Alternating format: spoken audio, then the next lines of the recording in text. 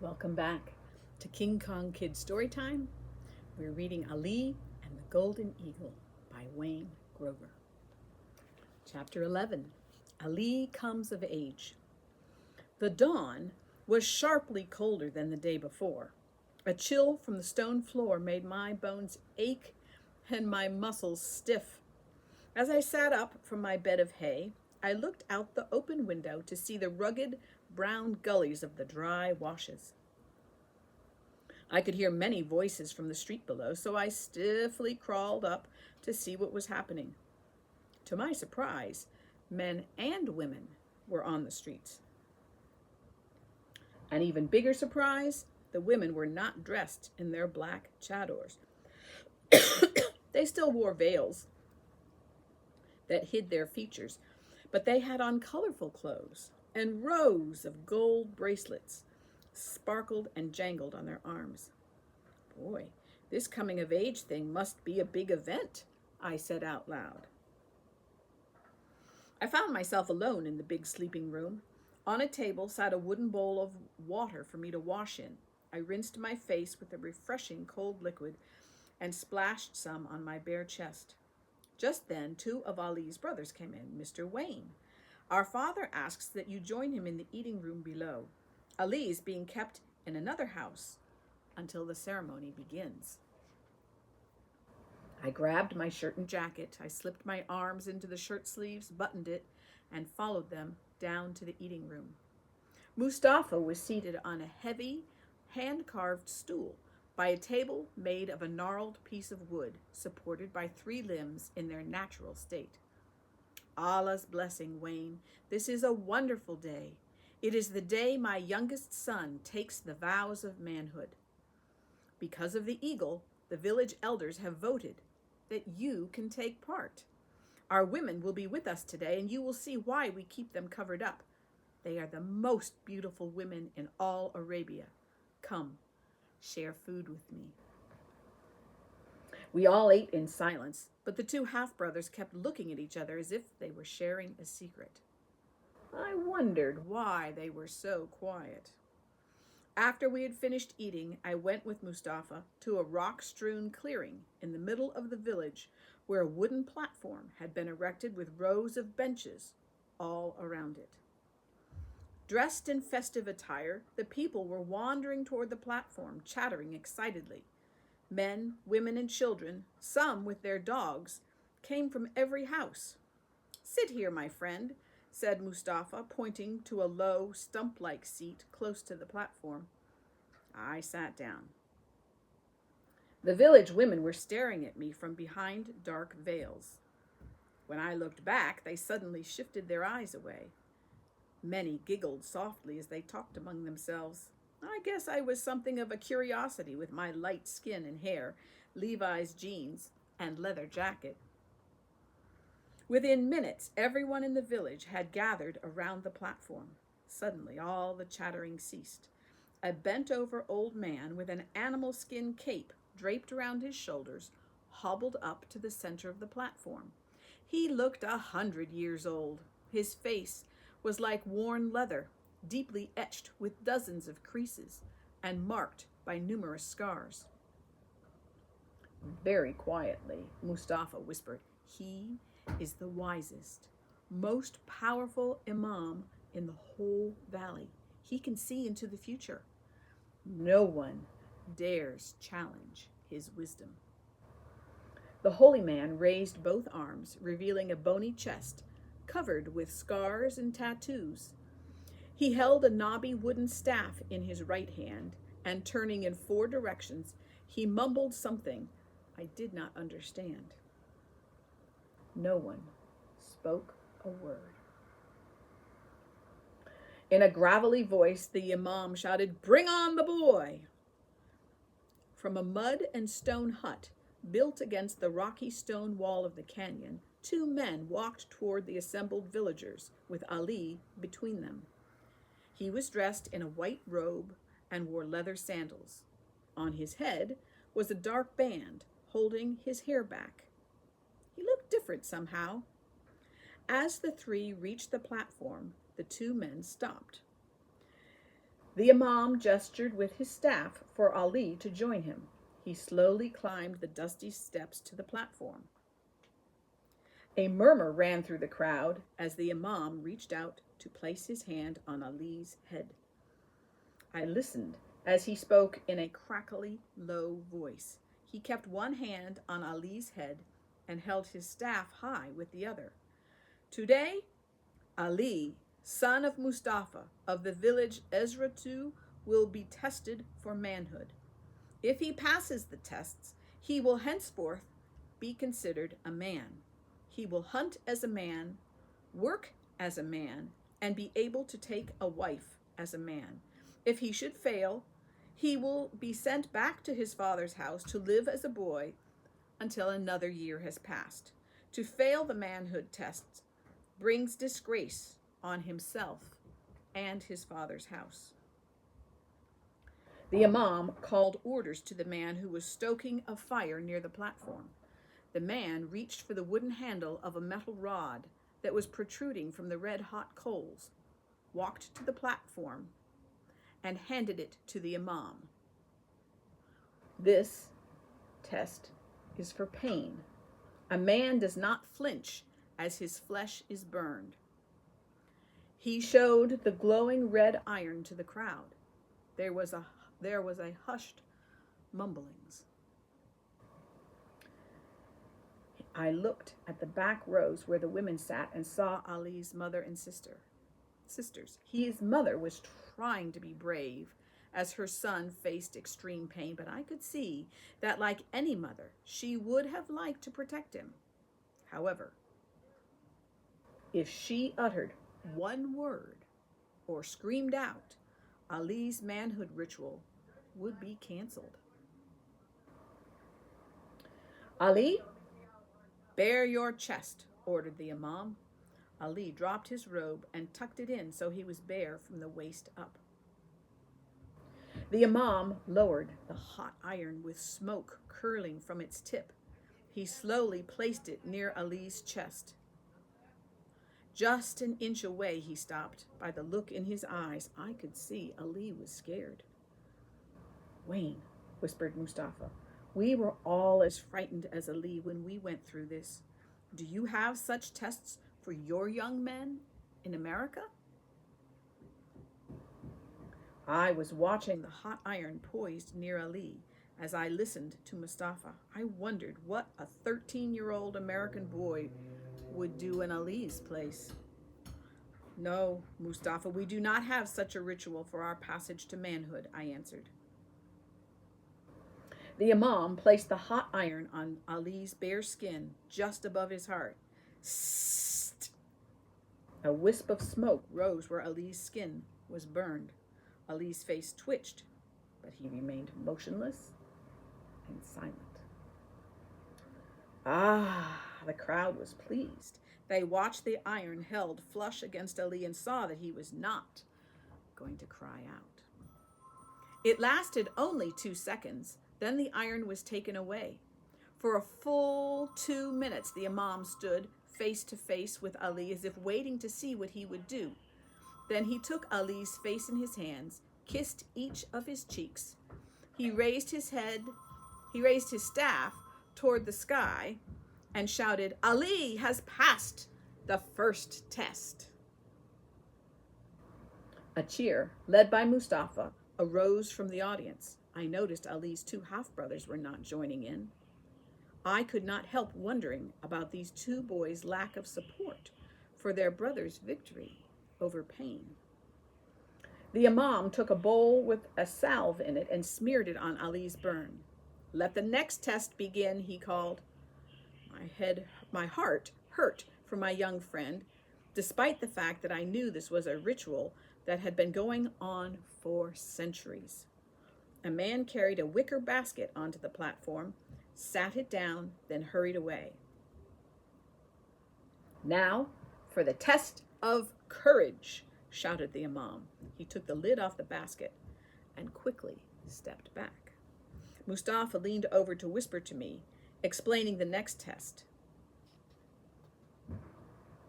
Mustafa, in the basket is a large cobra. Its bite can kill in 5 minutes. Ali must touch the snake without being bitten.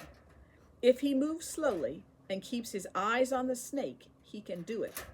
We have lost young men in this test, one during last year's ceremony. I desperately wanted to stop this cruel, savage ordeal, but I was the foreigner, the outsider. All I could do was sit and watch.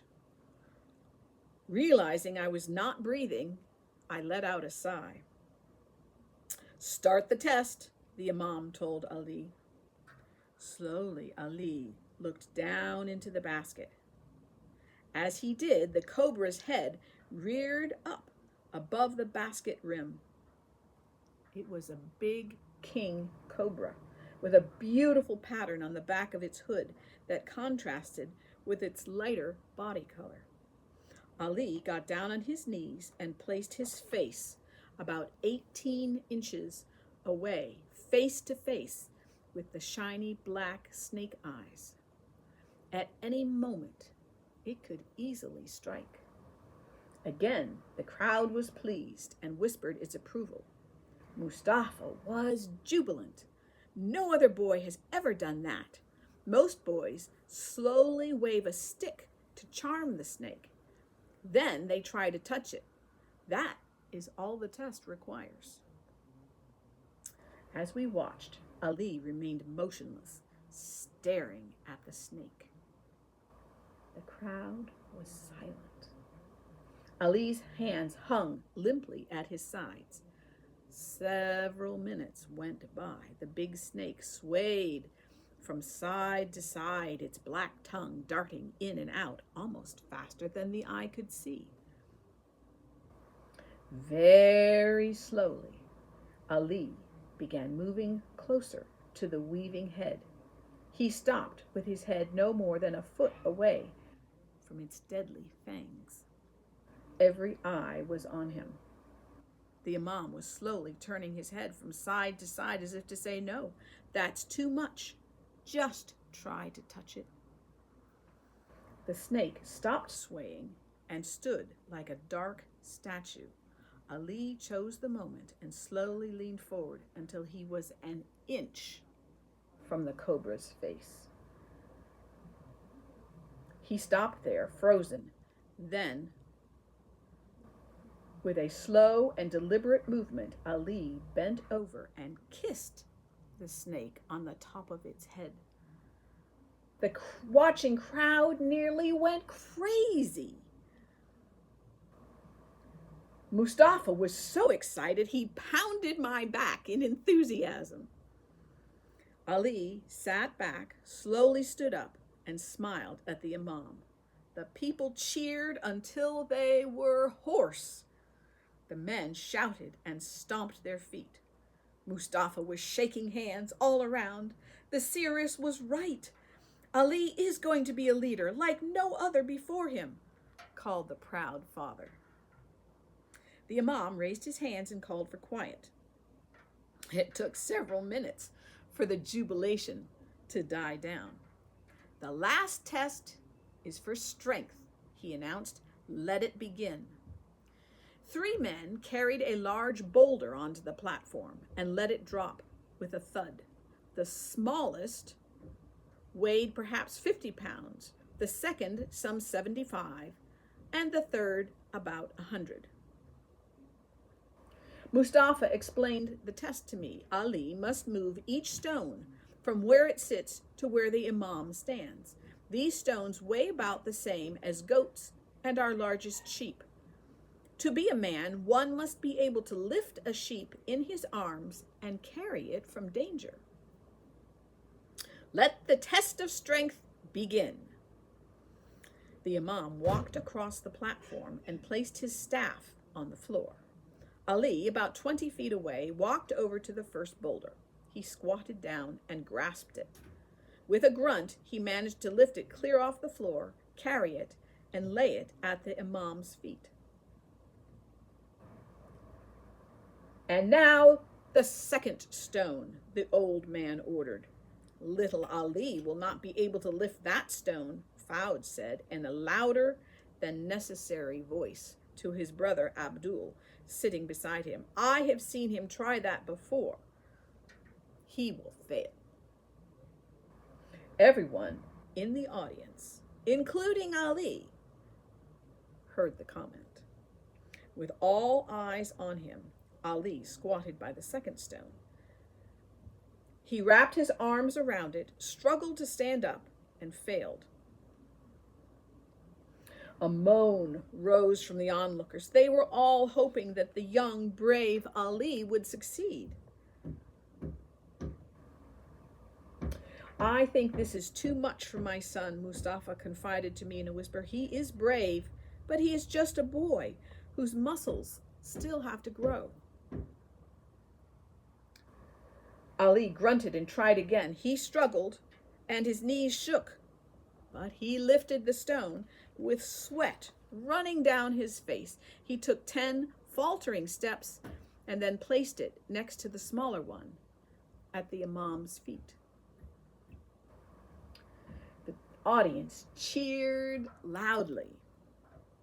Just one more stone, and the tests will be over. But the last stone, I thought, was one even a strong man would have trouble lifting. Ha! Let's see the little hero move this one, challenged Fouad. Continue the test, called the Imam. Ali squatted by the stone and tried to get his arms far enough around it to try a lift. Ali was probably as strong as most 14-year-old village boys, but his arms were too short. The Imam saw the problem, but the tests, once started, had to be completed. A hush fell over the audience as Ali struggled again to grasp the big stone. He could not get a hold. He was going to fail. Mighty Imam, I interrupted, it is not Ali's strength that is lacking, it's his short arms. I have a suggestion to make this test fair. The Arabs all stopped chattering and looked at me. I was interfering with a traditional ceremony, but I could not stand by and watch Ali fail when he had done so well. The Imam glared at me with reddened eyes. What do you suggest, man of faraway lands? I got up and walked over to the platform near Ali. I unbuckled my heavy leather belt and handed it to him. I motioned for him to bend over and whispered some advice in his ear. I returned to my seat, and Ali said to the Imam, I am ready to try the third stone. The Imam looked at the belt and then at the stone. Start the test, he said. Ali squatted next to the stone and slipped my belt around it. He looped each end of the belt around his hands and dragged the stone close to his body. With the belt placed like a sling around the stone's lower girth, he leaned back slightly with legs spread and with a loud grunt, attempted to raise it. The stone moved only slightly. Placing his feet even wider apart, Ali pulled the belt tighter and leaned back on his heels.